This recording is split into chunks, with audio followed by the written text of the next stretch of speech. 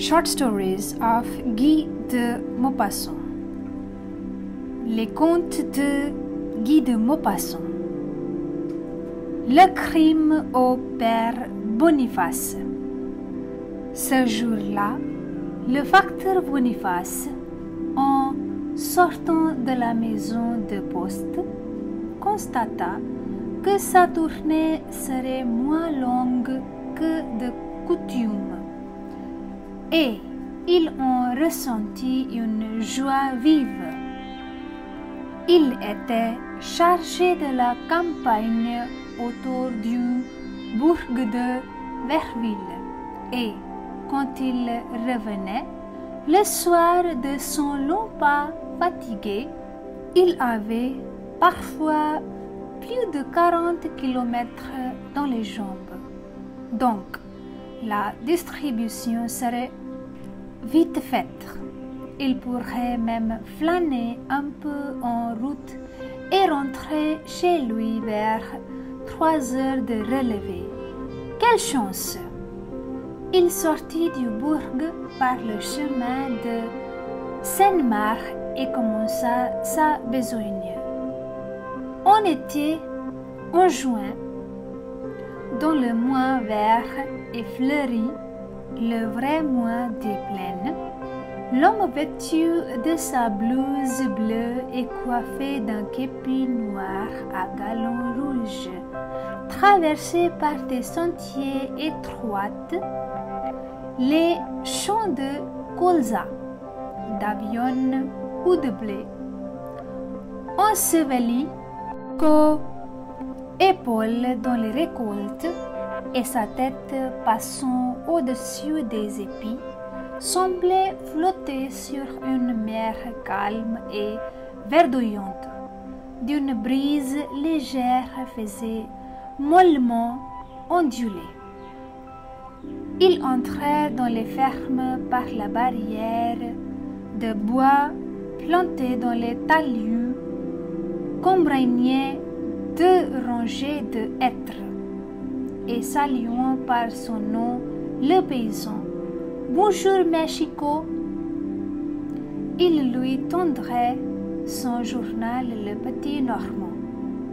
Le fermier essuyait sa main à son fond de culotte, recevait la feuille de papier et la glissait dans sa poche pour la lire à son aise après le repas de midi. Le chien, logé dans un baril au pied d'un pommier penchant, jappait avec fleuret en tirant sur la chaîne, et le piéton, sans se retourner, repartait de son allure militaire. En allongeant ses grandes jambes, le bras gauche sur sa sacoche et le droit manœuvrant sur sa canne qui marchait comme lui d'une façon continue et pressée. Il distribua ses imprimés et ses lettres dans le hameau de Seine-Marne. Puis il se remit en route à travers champs pour porter le courrier du percepteur qui habitait une petite maison isolée à 1 kilomètre du bourg. C'était un nouveau percepteur. Monsieur Chapati arrivait la semaine dernière et marié depuis peu.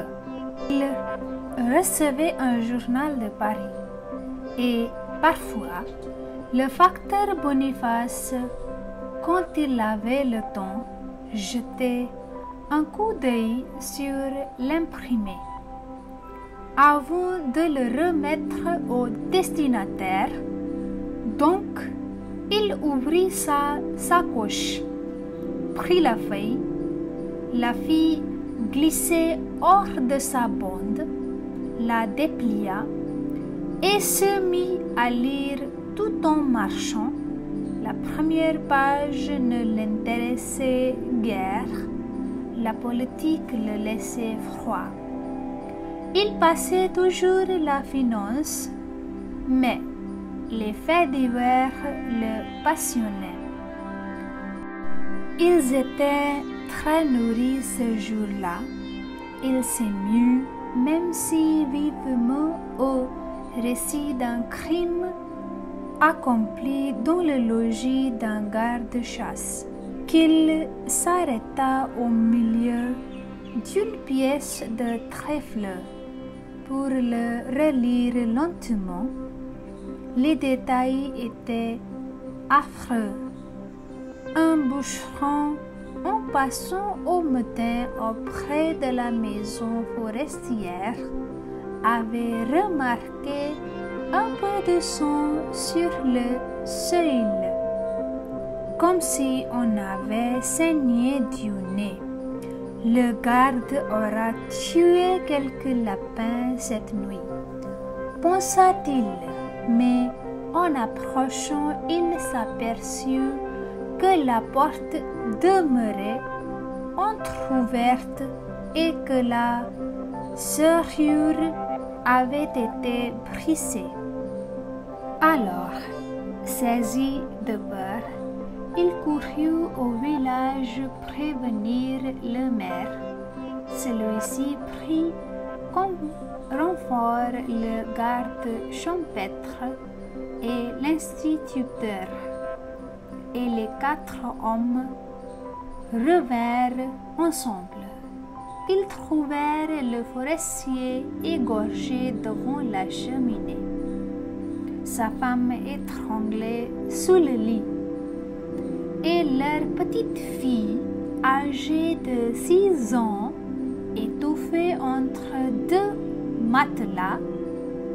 Le facteur Boniface demeura tellement ému à la pensée de cet assassinat, dont toutes les horribles circonstances lui apparaissaient coup sur coup, qu'il se sentit une faiblesse dans les jambes et il prononça tout haut: nom de nom, y a-t-il tout de même des gens qui sont canilles? Puis il repassa le journal dans sa ceinture de papier et repartit, la tête pleine de la vision du crime. Il atteignit bientôt la demeure de M. Chapati. Il ouvrit la barrière du petit jardin et s'approcha de la maison. C'était une construction basse, ne contenant qu'un rez-de-chaussée coiffé d'un toit mansardé. Elle était éloignée de 500 mètres au moins de la maison la plus voisine. Le facteur monta les 2 marches du perron, posa la main sur la serrure, essaya d'ouvrir la porte et constata qu'elle était fermée. Alors, il s'aperçut que les volets n'avaient point été ouverts et que personne encore n'était sorti ce jour-là. Une inquiétude l'envahit car M. Chapati, depuis son arrivée, s'était levé assez tôt. Boniface tira sa montre. Il n'était encore que 7h10 du matin. Il se trouvait donc en avance de près d'1 heure. N'importe, le percepteur aurait dû être debout. Alors, il fit le tour de la demeure en marchant avec précaution, comme s'il eût couru quelque danger.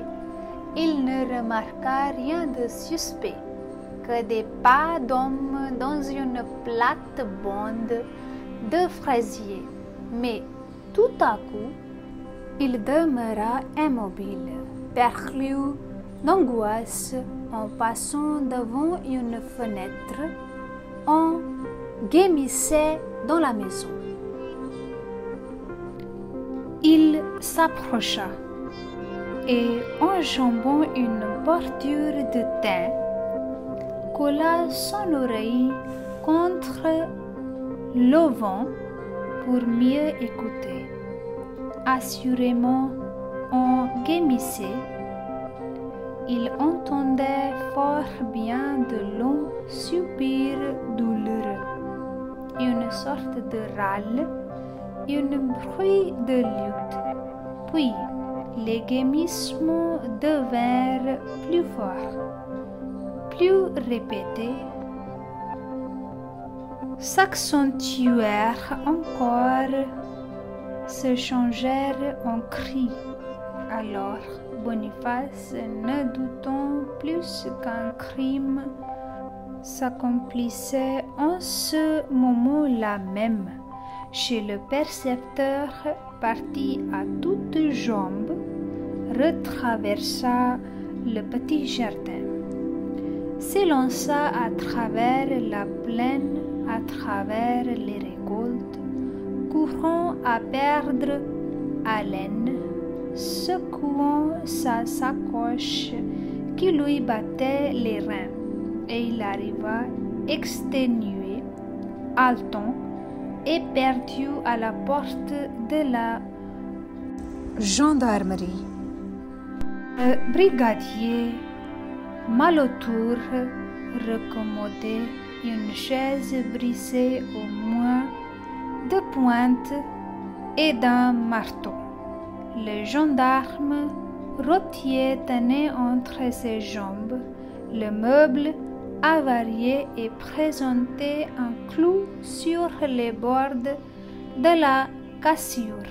Alors, le brigadier, mâchant sa moustache, les yeux ronds et mouillés d'attention, tapait à tout coup sur les doigts de son subordonné.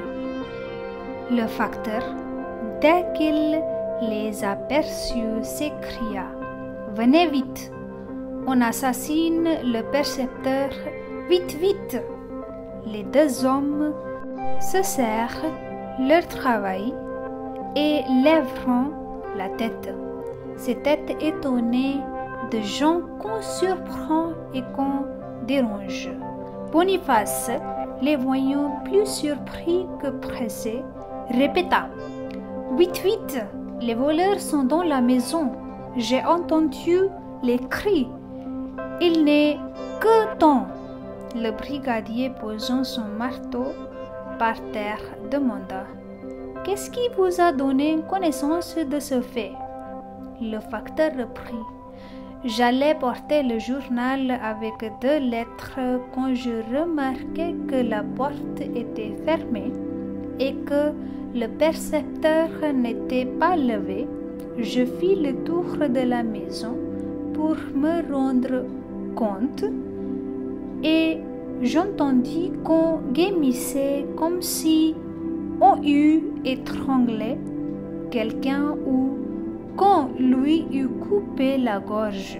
Alors, je m'en suis parti au plus vite pour vous chercher.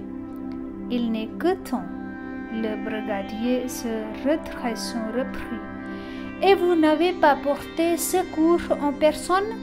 Le facteur, effaré, répondit: « Je craignais de n'être pas en nombre suffisant. » Alors le gendarme convaincu annonça: « Le temps de me vêtir et je vous suis. » Et il entra dans la gendarmerie, suivi par son soldat qui rapportait la chaise.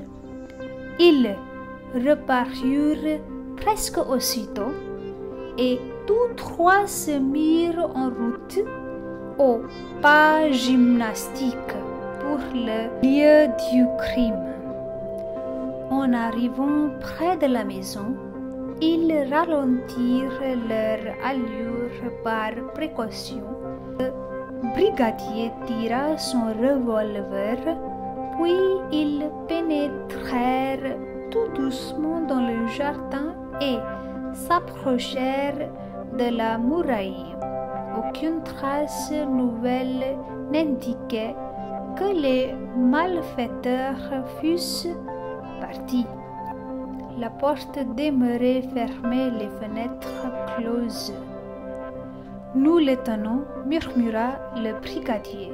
Le père Boniface, palpitant d'émotion, le vit passer de l'autre côté et lui montrant un auvent. « C'est là, dit-il. » Et le brigadier s'avança tout seul et colla son oreille contre la planche. Les deux autres attendaient prêtes à tout. Les yeux fixés sur lui, il demeura longtemps immobile, écoutant, pour mieux approcher sa tête du volet de bois. Il avait ôté son tricorne et le tenait de sa main droite. Qu'attendait-il? Sa figure impassible ne révélait rien, mais soudain sa moustache se retroussa. Ses joues se plissèrent comme pour un rire silencieux, et enjambant de nouveau la bordure de buis, il revint vers les deux hommes qui le regardaient avec stupeur. Puis il leur fit signe de le suivre en marchant sur la pointe des pieds.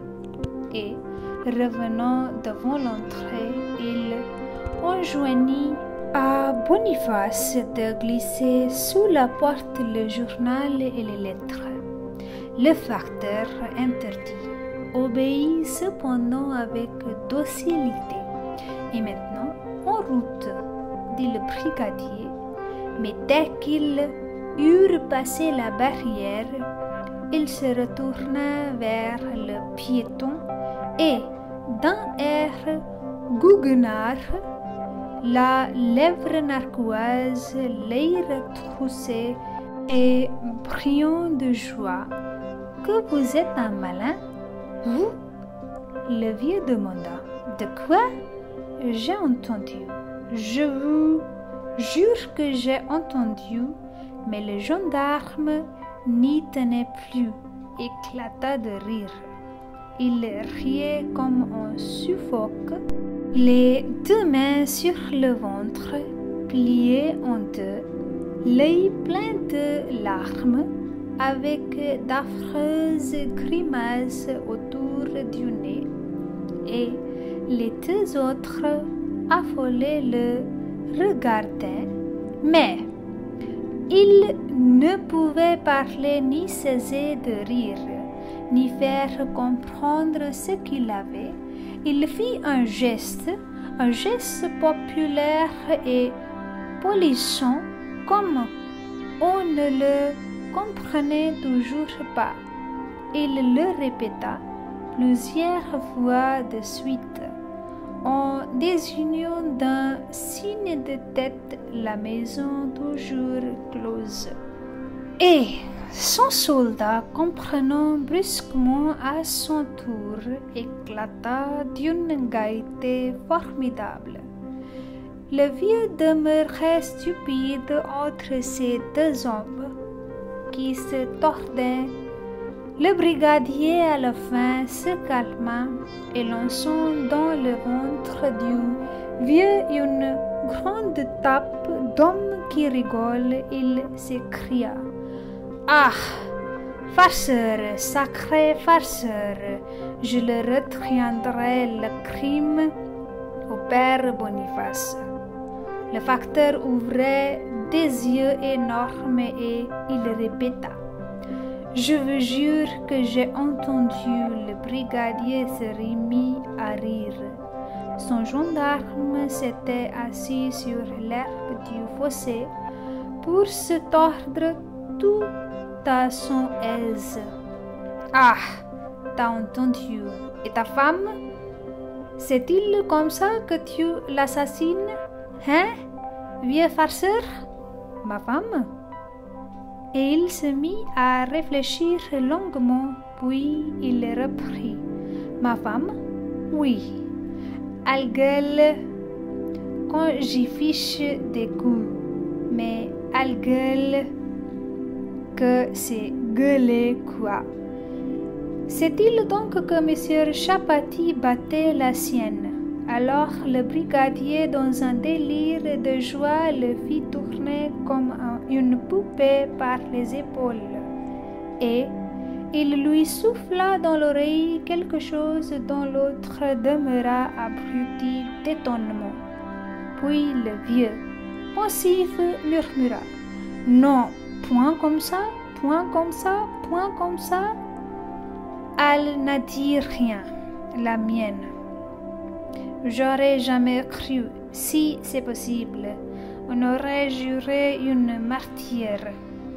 Et confus, désorienté, honteux, il reprit son chemin à travers les champs, tandis que le gendarme et le brigadier, riant toujours et lui criant de loin de grasses plaisanteries de sa cerne, regardaient s'éloigner son képi noir sur la mer tranquille des récoltes.